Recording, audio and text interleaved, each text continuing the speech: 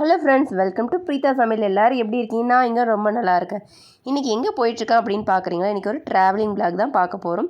எங்கே அப்படின்னா, இன்றைக்கி ஒரு கோயிலுக்கு போகிறோம். எந்த கோயில் அப்படின்னா சித்தர் கோயிலுக்கு தான் போக போகிறாங்க. ஸோ நிறைய பேர் வந்து இந்த சித்தர் கோயிலை பற்றி வரலாறுலாம் தெரிஞ்சிருப்பீங்க. நிறைய பேர் கோயிலுக்கு போயிருப்பீங்க. இருந்தாலும் அது அப்படியே அதோடய வரலாறை நான் சொல்லிடுறேன். அப்படியே ட்ராவல் போயிட்டே சொல்லிடுறேன். இது பார்த்திங்க அப்படின்னா சேலம் மாவட்டம் இளம்பிள்ளை அப்படிங்கிற ஊருக்கு பக்கத்தில் தான் இருக்குது. ஸோ இளம்பிள்ளைன்னொன்னே நிறைய பேர் வந்து சேரீலாம் ஃபேமஸ் அதுவான் அப்படின்ட்டு திங்க் பண்ணியிருப்பீங்க. அதே ஊர் தாங்க. நிறைய பேர் வந்து இளம்பிள்ளை சேரீ அதெல்லாம் கேள்விப்பட்டிருப்பீங்க. அந்த ஊர் பக்கத்தில் தான் இருக்குது. இந்த கோயிலோட பேர் பார்த்திங்க அப்படின்னா கஞ்சமலை சித்தேஸ்வரர் கோயில் அப்படின்னு சொல்லுவாங்க. நாங்களாம் பார்த்திங்கன்னா சித்தர் கோயில் அப்படின்னு சொல்லுவோம். ஸோ ஷார்ட்டாக சொல்லுவோம். ஸோ இதோட வரலாறு பார்த்திங்க அப்படின்னா, இது வந்து பார்த்திங்கன்னா அந்த என்ட்ரன்ஸ் பார்த்திங்கன்னா ரோட்டு சைடே இருக்கும். ரொம்ப அலங்கார நுழைவாயில் வந்து ரொம்ப அழகாக இருக்கும். ரோட்டு சைடே இருக்கும். ஸோ இதோட வரலாறுன்னு பார்த்திங்கன்னா, நிறைய காலத்துக்கு முன்னாடி பார்த்திங்கன்னா இந்த கஞ்சமலையில் வந்து நிறைய மூலிகை எல்லாம் இருக்குதுன்னு சொல்லி கேள்விப்பட்டு திருமூலரும் அவருக்கு வந்து அசிஸ்டராக, அதாவது சீடராக பார்த்திங்க அப்படின்னா காலங்கிநாதரும் அப்படிங்கிறவர் வந்து இந்த வராங்க. இந்த மலைக்கு அடிவாரத்தில் வந்துட்டு குடில் மாதிரி அமைச்சிட்டு இருக்காங்க. டெய்லியும் பார்த்தீங்கன்னா காலையிலான இந்த மூலர், அவர் குரு, திருமூலர் வந்து குரு, அவர் வந்து டெய்லி வந்து மூலிகையை தேடி வந்து கிளம்பிடுவார். அவரோட சீடர் பார்த்தீங்கன்னா காலங்கிநாதர் சமைக்கணும். ஸோ சமைச்சிட்டு இருக்கும் போது என்ன பண்ணாருன்னா, ஒரு நாள் சாதம் செஞ்சுட்டு இருக்கும்போது சாதம் கிளறதுக்கு பார்த்தீங்கன்னா கரண்டி எதுவும் இல்லை. உடனே வந்து பக்கத்தில் இருந்த ஒரு செடியை வந்து வேரோடு பிடுங்கிட்டு பக்கத்தில் தண்ணி ஓடிட்டு இருந்ததுங்க. அந்த தண்ணியில் வந்து அந்த வேரெல்லாம் நல்லா கழுவிட்டு, மண் இருக்கு இல்லைங்களா, அதனால் கழுவிட்டு அந்த வேரை வச்சு சாதத்தை வந்து கிளறியிருக்காருங்க. உடனே பார்த்தீங்கன்னா கிளறின ஒரே செகண்டில் வந்து சாதம்லாம் கருப்பாக மாறிடுது. இவருக்கு உடனே ஐயோ என்ன இப்படி ஆயிடுச்சுன்னு ரொம்ப பயந்துட்டார். ஏன்னா குரு வருவார் இல்லைங்களா, குருக்கு எப்படி இந்த கருப்பான சாதத்தை வந்து கொடுக்கறது அப்படின்னு சொல்லி ரொம்ப பயந்துட்டு உடனே இந்த சாதத்தை எல்லாத்தையும் பார்த்திங்கன்னா இந்த வந்து சீடரை எல்லாம் சாப்பிட்டுட்டு உடனே வந்து எல்லாம் கழுவிட்டு திருப்பி வந்து புது சாதம் செஞ்சிடலாம் அப்படின்னு செஞ்சுட்டு இருக்கும்போது உடனே வந்து திருமூலர், அதாவது குரு இருக்கார் இல்லைங்களா, அவர் வந்து மூலிகை தேடி போனவர் வந்து வந்துடுறாரு. வந்தோடனே பார்த்தோன்னே இவருக்கு அந்த குருக்கு ஆச்சரியம், யார் பண்ணி புதுசாக இருக்க அப்படின்னு கேட்குறாரு. உடனே குருவே நான் தான் காலங்கிநாதர் அப்படின்னு இந்த சீடர் சொல்கிறார். என்ன நடந்தது அப்படின்னா, இது வந்து இந்த சாதம்லாம் சாப்பிட்டோன்னா இவர் வந்து இளமையாக மாறிட்டார். அதாவது இந்த சீடர் பார்த்திங்கன்னா ரொம்ப வயசானவர் தான் சீடர். இந்த சாதம் வந்து இந்த மூலிகை சாதத்தை சாப்பிட்ட உடனே வந்து இவர் இளமையாக மாறிடுறாரு.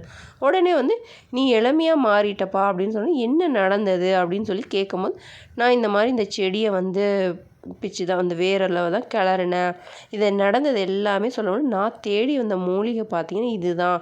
அதே போல் எந்த தண்ணியில் வந்து நீ இது பண்ண அப்படின்னு சொன்னால், இங்கே ஒரு இந்த ஓடை தண்ணியிலேருந்து தான் நான் கழுவுனேன் அப்படின்னு சொன்னோன்னே உடனே வந்து இவர் என்ன பண்ணார்னா, உடனே இந்த குருவும் பார்த்திங்கன்னா அந்த தண்ணீரை குடிச்சிட்டு அவரும் திருமூலரை வந்து இளமையாக மாறிடுறாரு அப்படின்னு சொல்கிறாங்க. இதோட வரலாறு பார்த்திங்கன்னா இப்படி தான் சொல்கிறாங்க. உடனே வந்து குரு வந்து என்ன சொல்லிடுறாரு, இந்த சீடரை வந்து நீ இங்கேயே இருந்து மக்களுக்கு வந்து இங்கே இருக்க மக்களுக்கு வந்து நீ நல்லது பண்ணணும். ஸோ குரு சொன்னாலும் இங்கேயே தங்கிறேன். இருந்தாலும் அங்கே இருக்க மக்களுக்கு பார்த்தீங்கன்னா டவுட் வரும், என்னடா வயசானவர் இங்கே சின்ன வயசாக இருக்காரு அப்படின்னு டவுட் வருங்க. அதனால் வந்து ஒரு நாடகம் பண்ணலாம், ஒரு ஐடியா பண்ணி நாடகம் பண்ணலான்னு சொல்லிட்டு என்ன பண்ணுறாருன்னா, அங்கே வந்து சின்ன பசங்களை வந்து மாடு வந்து மேய்ச்சிட்டு வருவாங்க. டெய்லியும் வரும்போது என்ன பண்ண, ஒரே ஒரு மாட்டை மட்டும் அவர் டெய்லி பால் கறந்து குடிச்சிட்டே வந்தாராம். அப்போ வந்து அந்த மாட்டோட ஓனருக்கு வந்து டவுட் வந்துச்சு, என்னோட எல்லா மாடும் வந்து நிறைய பால் கறக்குது, ஒரு மாடு மட்டும் பால் கறக்கவே மாட்டேது அப்படின்னு சொல்லிட்டு ஒரு டவுட் வந்து அடுத்த நாள் வந்து அந்த சின்ன பசங்க மாடு மேய்ச்சிட்டு வரும்போது அவங்கள ஃபாலோ பண்ணிகிட்டே வந்து என்ன நடக்குது அப்படின்னு சொல்லிட்டு பார்க்குறாரு. பார்த்தோன்னே இந்த இவர் வந்து பால் கறந்து குடிச்சிட்ருக்காரு. குடிச்சிட்டோம் ஓ அப்படின்னு சொல்லிட்டு உடனே வந்து இவர் போய் ஊரில் இருக்க மக்கள் எல்லாத்தையும் வந்து கூட்டிகிட்டு வந்துடுறாரு. கூட்டிகிட்டு வந்து இந்த காலங்கிநாதரை வந்து மக்கள் எல்லாம் அடிச்சிட்றாங்க. அவள் அடி தாங்க முடியாது. இவர் என்ன பண்ணிடுறாரு, அங்கே வந்து சங்கில செடி புதர் இருந்தது, அதில் போய் ஒளிஞ்சிக்கிட்டாரு. ஒளிஞ்சிட்டோன்னா அங்கே போய் மக்கள் பார்க்கும்போது பார்த்திங்கன்னா காலங்கிநாதர் வந்து தவக்கோலத்தில் வந்து காட்சி அளிக்கிறார். இதை பார்த்த மக்கள் வந்து ஐயோ இவரை போய் நம்ம அடிச்சிட்டோமே, சித்தரை போய் நம்ம அடிச்சிட்டோமே அப்படின்னு சொல்லிட்டு மன்னிப்பு கேட்குறாங்க. உடனே வந்து இவர் தான் பார்த்திங்கன்னா நாளடைவில் பார்த்திங்கன்னா சித்தேஸ்வர சாமியாக மாறினார் அப்படிங்கிறது ஐதீகம்.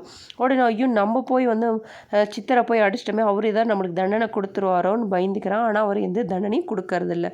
அதுக்கு பதிலாக பார்த்திங்க அப்படின்னா அவங்க மக்களோட கோரிக்கையெல்லாம் நியாயமான கோரிக்கையாக தான் நிறைவேற்றுறாருன்னு, அப்புறம் தீராத நோய்கள்லாம் தீர்த்து வைக்கிறாங்க. இதெல்லாம் பண்ணுறாரு. அப்புறம் மாதம் மாதம் அமாவாசை அன்னைக்கு பார்த்திங்க அப்படின்னா இங்கே ரொம்ப விசேஷமாக வந்து சிறப்பு பூஜையெல்லாம் நடத்துகிறாங்க. இங்கே வந்து 7 தீர்த்த குளம் இருக்குது.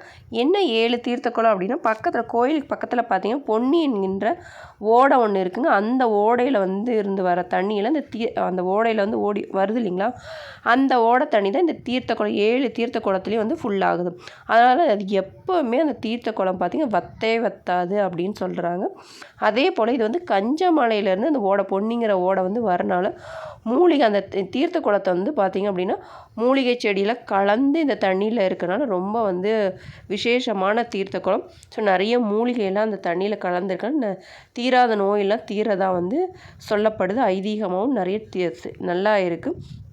அதே போல் பார்த்திங்க அப்படின்னா தோல் வியாதி இந்த மாதிரி வியாதியெல்லாம் இருக்கவங்க அங்கே காந்த தீர்த்த குளம் அப்படின்னு சொல்லிட்டு இருக்குது.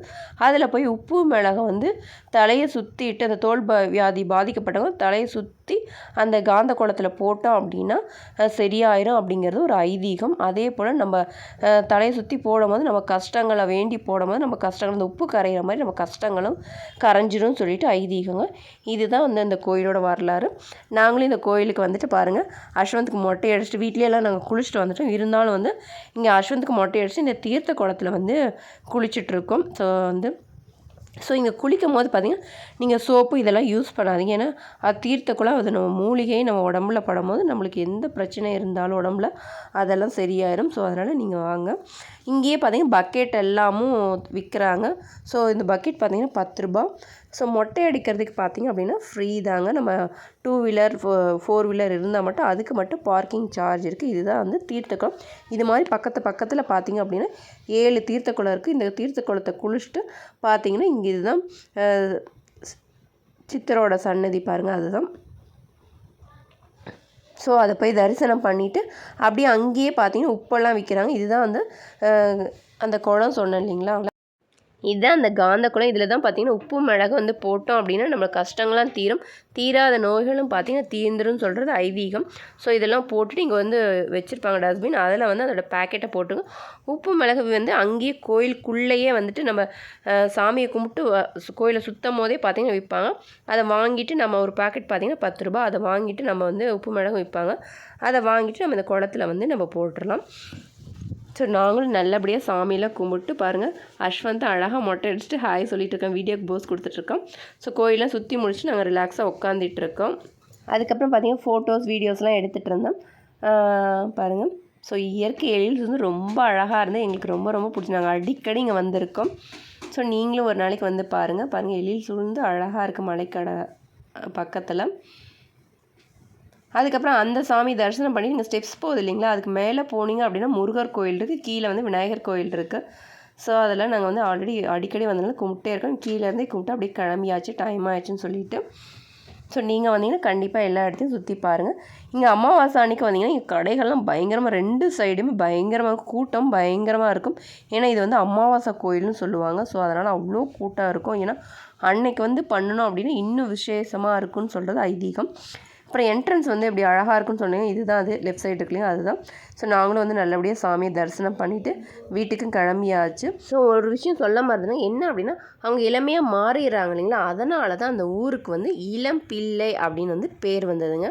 அதே போல் இன்னொரு விஷயம் என்ன அப்படின்னா நம்மளுடைய ஆஞ்சநேயர் வந்து சஞ்சீவமலை தூக்கிட்டு போகும்போது அதுலேருந்து ஒரு பாட்டு வந்து கீழே விழுந்துச்சுங்க. அதுதான் வந்து அந்த கஞ்சமலை. அதனால தான் அங்கே வந்து மூலிகையில் நிறைஞ்சு இருக்குது.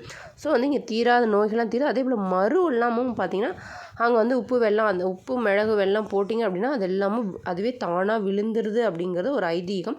ஸோ அதே போல் சுவாச பிரச்சனை அந்த மாதிரி இருந்தாலும் ஆஸ்மா இதெல்லாம் இருந்தாலும் அந்த கோயிலுக்கு ஒரு தடவை வந்துட்டு போனாங்க எல்லாம் சரியாயுதுங்கிறாங்க.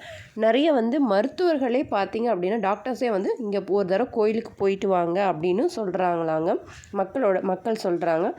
அதே போல் வந்து நீங்களும் வந்து இந்த மாதிரி வந்து பயனடைங்க. உங்களுக்கு இந்த வீடியோ பிடிச்சிருந்தா நிறைய பேருக்கு வந்து ஷேர் பண்ணுங்கள், அவங்களுக்கு வந்து இந்த தகவல் வந்து யூஸ்ஃபுல்லாக இருக்கும். ஸோ இந்த வீடியோ பிடிச்சிருந்து அப்படின்னா பிரீதா சமையல் லைக் பண்ணுங்கள், ஷேர் பண்ணுங்கள், கமெண்ட் பண்ணுங்கள். சப்ஸ்கிரைப் பண்ணலைன்னா சப்ஸ்கிரைப் பண்ண மறக்காதீங்க. வேறொரு இன்ட்ரெஸ்டிங் vlog அண்ட் சமையலோட சந்திக்கிறேன்.